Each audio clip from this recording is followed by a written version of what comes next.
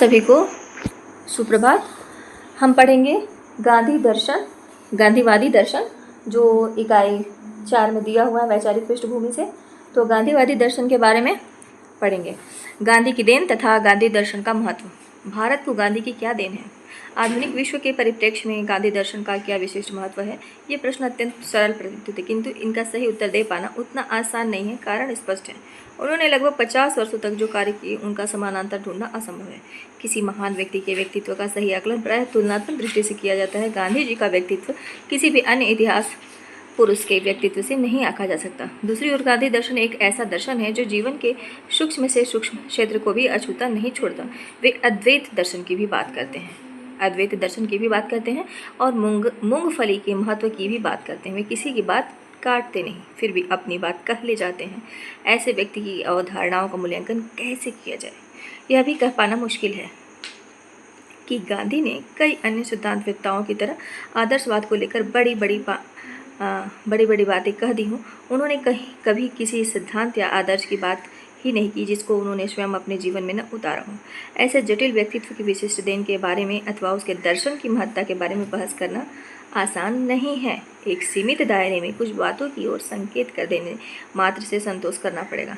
एक बार Martin Luther king ने कहा था, उन्होंने गांधी से आदर्शवादिता भी सीखी और आदर्शों को जीवन में ढालने की तकनीक भी।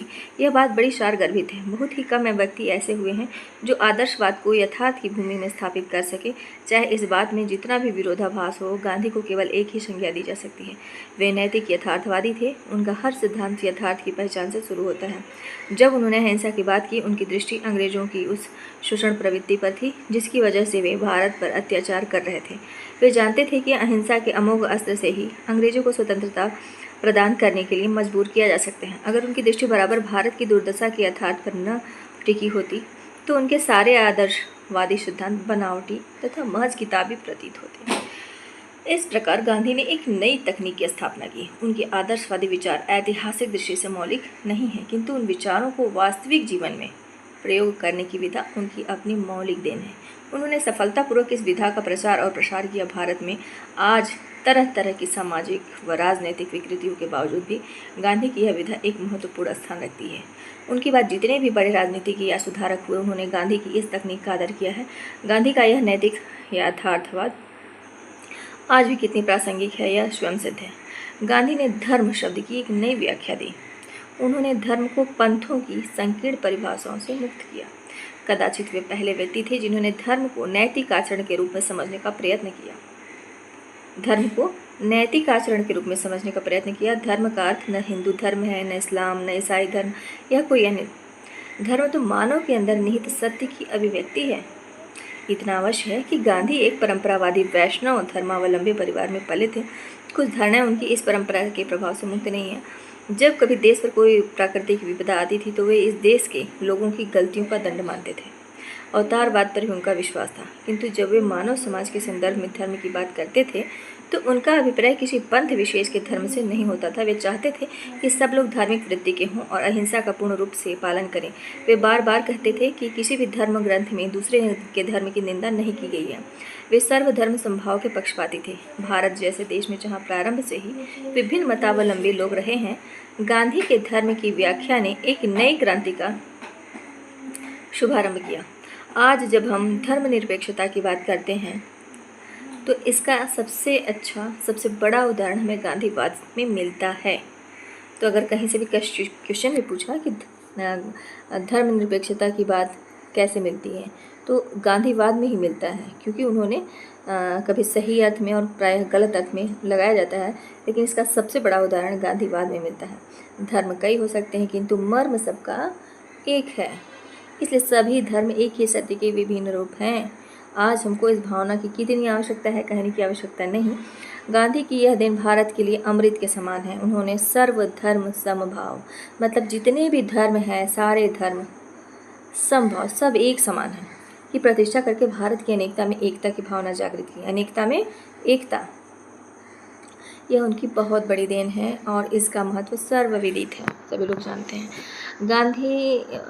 गांधी कदाचित आधुनिक भारत के पहले राजनीतिक नेता थे जिन्होंने धर्म और राजनीति का समन्वय किया। वे धर्म विहीन राजनीति को बेईमानी मानते थे। कोई भी राजनीतिक कार्य तब तक वांछनीय नहीं है जब तक वह धर्म अथवा नैतिकता के अनुरूप न हो।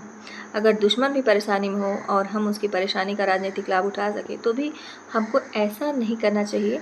द्वितीय विश्व युद्ध के समय जब अंग्रेजी सरकार अपने राजनीतिक विरोधियों से युद्ध करने में जुटी थी, अंग्रेजी सरकार अपने राजनीतिक विरोधियों से युद्ध करने में जुटी थी, कुछ लोगों का ख्याल था कि यही उचित समय था जब अंग्रेजों के कमजोरी का फ़ायदा उठाकर स्वतंत्रता प्राप्त कर ली जाए। गांधी ने उनकी बात नहीं मानी। उन्होंने कहा, इस वक्त हमारा यह धर्म है कि हमें अंग्रेजों से नाजायज लाभ न लें और अगर आवश्यकता हो तो उनके विरुद्ध चलाया गया सारा आंदोलन ही वापस ले लें। इस साहसिक कदम में कितनी शक्ति थी, कितना नैतिक बल था और भारतीय संस्कृति की कितनी बड़ी पहचान थी। आज भी कुछ सिद्ध राजनीति में भी लोग गांधी का नाम लेते हैं। वे जानते हैं कि भारतीय जनमानस में गांधीवाद का क्या स्थान है और बिना गांधी का नाम लिए राजनीति कैसे चल सकती है। आज के राजनीति चाहे उतने जितने दूर चले गए हों, वे कहने की हिम्मत नहीं कर सकते गांधी की राजनीति अब प्रासंगिक हो गई है। जो मार्ग गांधी ने सुझाया था वह यदा कदा खोया सा प्रतीत हो सकता है, किंतु केवल एक यही मार्ग जिस पर अग्रसर होकर भारत अपनी पहचान स्थापित कर सकता है, यही अहिंसा का मार्ग है। यही वह आत्मिक शक्ति है जो राजनीति को धर्मच्युत नहीं होने देगी। गांधी जी की यह देन भारत कभी भुला नहीं सकता। सैद्धांतिक धरातल पर हम इसे अहिंसा कह सकते हैं और सामाजिक धरातल पर धर्म और अहिंसा का सामंजस्य। राम राज्य की परिकल्पना संभवतः गांधी जी की सबसे महत्वपूर्ण परिकल्पना है। जैसे एक उनका निकला भी है, रघुपति राघव राजा राम, पतित पावन सीताराम। तो इस तरह से इस व्यवस्था की आधारशिला है समानता और गांधी के दर्शनानुसार इसी का पर्याय स्वतंत्रता। राम राज्य यूटोपिया नहीं है। गांधी जी का कहना था कि अगर सर्वोदय के सिद्धांत का अनुसरण किया जाए तो राम राज्य स्वयं ही स्थापित हो जाएगा। एक बात और ध्यान में रखने की है, जब से मानव समाज का निर्माण हुआ है लगभग सभी व्यवस्थाओं का प्रयोग यदा कदा किया ही गया है। केवल गांधीवाद ही एक ऐसी व्यवस्था प्रदान करता है जिसका समग्र रूप से प्रयोग अभी तक नहीं हुआ है। अक्सर यह माना जाता है कि गांधीवादी व्यवस्था इतनी अव्यावहारिक है कि इसका समुचित प्रयोग संभव ही नहीं है। यह बात किसी सीमा तक अवश्य सच है, किंतु जिन मूल्यों की स्थापना गांधी ने की है वे मूल्य सनातन हैं और चूंकि वे मानव जीवन के आदर्शों पर अव्यवस्थित हैं तो उनका अनुसरण किया जाना चाहिए। उनकी अव्यवहारिकता के बहाने हम उनको त्याज्य नहीं मान सकते। हर आदर्श इसलिए होता है कि हम उसका अनुसरण करने का प्रयत्न करें, चाहे पूरी सफलता मिले या न मिले। राम राज्य कठिन आदर्श हो सकता है, किंतु इसका अर्थ यह नहीं माना जाना चाहिए कि हम उसकी प्राप्ति का प्रयत्न ही न करें। हमें इसी के साथ यह भी समझना होगा कि क्या कोई अन्य मार्ग भी है जो गांधी मार्ग से अधिक उपयोगी और सहज है। शायद गांधी द्वारा सुझाया मार्ग ही एक ऐसा मार्ग है जिसे हम अपना सकते हैं और इसी मार्ग का अनुसरण करने से मानवता अपने चरम लक्ष्य को प्राप्त कर सकती है। गांधी के विचार उन्हीं के शब्दों में वो कहते हैं, यंग इंडिया 1927 में जो हुआ है, प्रकाशित हुआ है, तो वे कहते हैं, मेरी शिक्षाएं केवल काल्पनिक या अव्यवहारिक नहीं है। मैं वही कहता हूँ जो प्राचीन लोगों ने कहा था, उन्हीं की कई बातों की शिक्षा देता हूँ। मेरा दावा सिर्फ इतना ही है कि ये शिक्षाएं सभी अपने जीवन में उतार सकते हैं, क्योंकि मैं ऐसा कर सकता हूँ और मैं भी और लोगों की ही तरह एक साधारण व्यक्ति हूँ। मुझ में भी वही कमजोरियाँ हैं जो और लोगों में होती हैं।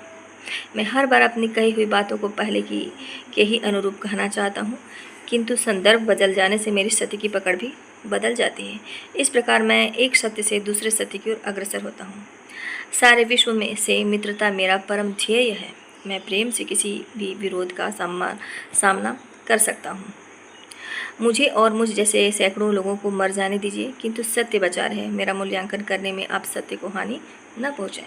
अहिंसा सत्य की खोज का आधार है। मैं प्रतिदिन यह अनुभव करता हूँ कि हर खोज व्यर्थ है यदि वह अहिंसा पर आधारित न हो। किसी व्यवस्था पर प्रहार करना सहज है और कभी कभी आवश्यक भी, किंतु इसकी संरचना करने वाले व्यक्तिगत प्रहार अवांछनीय है। किसी व्यक्ति को नीचा दिखाना हिंसा है। और वो कहते हैं आत्मकथा में अपने कि मेरे लगातार के अनुभवों ने मुझे बताया है कि सत्य के अतिरिक्त और कोई ईश्वर नहीं है और सत्य प्राप्ति का एकमात्र साधन अहिंसा है। सत्य की सार्वभौमिक सत्ता का आभास तब होता है जब हम निम्नतम प्राणी को भी प्रेम की दृष्टि से देखें। ऐसी दृष्टि वाला व्यक्ति जीवन के किसी भी क्षेत्र को बाहर नहीं रख सकता। मैं केवल एक ही वस्तु चाहता हूँ, उसी के लिए पिछले 30 वर्षों से संघर्ष कर रहा हूँ। वह वस्तु है आत्म साक्षात्कार द्वारा मोक्ष। सरकार को अपनी नैतिक सत्ता के आधार पर शासन करना चाहिए। हरिजन से, स्वराज मेरा अभिप्राय है लोक सम्मति के अनुसार होने वाला शासन लोक सम्मति का निश्चय देश के बालिगों को करना चाहिए। मैं केवल एक ही वस्तु चाहता हूँ, उसी के लिए पिछले 30 वर्षों से संघर्ष कर रहा हूँ। वह वस्तु है आत्म साक्षात्कार द्वारा मोक्ष। अपनी आत्मकथा में लिखा है ना, सरकार को अपनी नैतिक सत्ता के आधार पर शासन करना चाहिए। हरिजन, स्वराज से मेरा अभिप्राय लोक सम्मति के अनुसार होने वाला शासन लोक सम्मति का निश्चय बालिगों को करना चाहिए। मेरे लिए राजनीतिक सत्ता एक साधन नहीं है, बल्कि मनुष्य के जीवन के प्रत्येक क्षेत्र में उन्नति लाने का एक साधन है। राजनीतिक सत्ता का अर्थ है राष्ट्र के प्रतिनिधियों द्वारा राष्ट्रीय जीवन को नियमित करने की शक्ति। यदि राष्ट्रीय जीवन इतना पूर्ण हो जाता है कि वह आत्म अनुशासित बन सके तो किसी प्रतिनिधित्व की कोई आवश्यकता नहीं, वह एक ज्ञानमय अराजकता की स्थिति होगी। धार्मिक दृष्टि से राम राज्य का अर्थ है पृथ्वी पर भगवान का राज्य।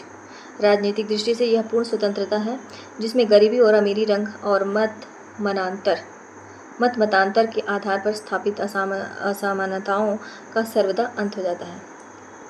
प्रत्येक वस्तु ईश्वर की है और ईश्वर से आई है, इसलिए वह उसकी संपूर्ण सृष्टि के लिए है, किसी व्यक्ति विशेष के लिए नहीं। जब किसी व्यक्ति के पास उचित भाग से अधिक होता है तो उस अंश के लिए वह ईश्वर की सृष्टि का न्यास दर बन जाता है। यंग इंडिया से, श्रमिक को पूंजीपति के हृदय परिवर्तन होने तक प्रतीक्षा करने की आवश्यकता नहीं है। यदि पूंजी शक्ति है तो कार्य की भी शक्ति है। जिस क्षण भी मजदूर अपनी शक्ति को जान जाएगा, पूंजीपति का दास रहने के बजाय उसका साझेदार बन जाने की स्थिति में आ जाएगा। औद्योगिकरण और बड़े पैमाने वाले उत्पादन का विकास हाल में हुआ है। हम नहीं जानते कि हमारे सुख की वृद्धि उनका क्या हाथ है, परंतु इतना हमें मालूम है कि उनके पीछे हाल के विश्व युद्ध अवश्य आए हैं। The Hindustan standard 1944। अगर राज्य का स्वामित्व अनिवार्य हो तो मैं भरसक कम से कम राज्य के स्वामित्व की सिफारिश करूंगा। The modern review 1935। कम से कम राज्य के स्वामित्व का सिफारिश करूंगा। ग्रामोद्योगों की योजना के पीछे मेरी कल्पना तो यह है कि हमें अपनी रोज़मर्रा की आवश्यकताएं गांवों की बनी चीज़ों से भी पूरी करनी चाहिए, और जहां तक मालूम हो कि अमुक चीज़ें गांवों में मिलती ही नहीं है, वहाँ हमें यह देखना चाहिए कि उन चीज़ों को थोड़े परिश्रम और संगठन से बनाकर गांव वाले उनसे कुछ मुनाफा उठा सकते हैं या नहीं। मुनाफे का अंदाज़ा लगाने में हमें अपना नहीं किंतु गांव वालों का ख्याल रखना चाहिए। हरिजन 1934। मेरी मौलिक आपत्ति बड़ी मशीनरी के विरुद्ध इस आधार पर है कि इसने राष्ट्रों को एक दूसरे के शोषण के योग्य बना दिया है। वास्तव में यह काष्ठ या धातु की वस्तु होती है और अच्छे और बुरे काम के लिए इसका प्रयोग किया जा सकता है, किंतु हम देखते हैं कि इसका दुरुपयोग ही हो रहा है। Young India 1931। राजनीतिक स्वतंत्रता से मेरा अभिप्राय यह नहीं है कि हम ब्रिटिश कॉमन सभा या रूस के सोवियत प्रशासन अथवा इटली के फासिस्ट शासन या जर्मनी के नाजी शासन की नकल करें। उनके देश की प्रशासन पद्धति उनके अनुकूल है, हमें अपनी प्रशासन पद्धति अपने प्रतिभा के अनुकूल निर्माण करनी चाहिए। वह क्या हो सकती है? मैंने इसे रामराज कहा है। रामराज से मेरा अभिप्राय लोगों की प्रभु सत्ता से है जो शुद्ध नैतिक सत्ता पर आधारित हो। Young India 1932। मेरी कल्पना का स्वराज निर्धन व्यक्ति का स्वराज है। Young India 1939। सच्चा लोकतंत्र और जनता का स्वराज कभी भी झूठे और हिंसात्मक ढंगों से नहीं आ सकता। इसका कारण यह है कि हिंसा से आए स्वराज में विरोधियों को दबा दिया जाता है या उनका सफाया कर दिया जाता है। उसमें व्यक्तित्व स्वतंत्रता नहीं रहती। व्यक्तिगत स्वतंत्रता केवल पूर्ण अहिंसात्मक राज्य में ही रह सकती है। शक्ति का केंद्र दिल्ली, बम्बई या कलकत्ता जैसे शहरों में है। मैं इसको 7 लाख गाँवों में बांट दूंगा।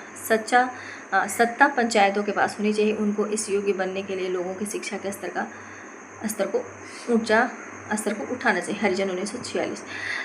शिक्षा से मेरा तात्पर्य बालक और मनुष्य के शरीर, मन तथा आत्मा में जो कुछ सर्वोत्तम है उसको सर्वांगीण अभिव्यक्ति है।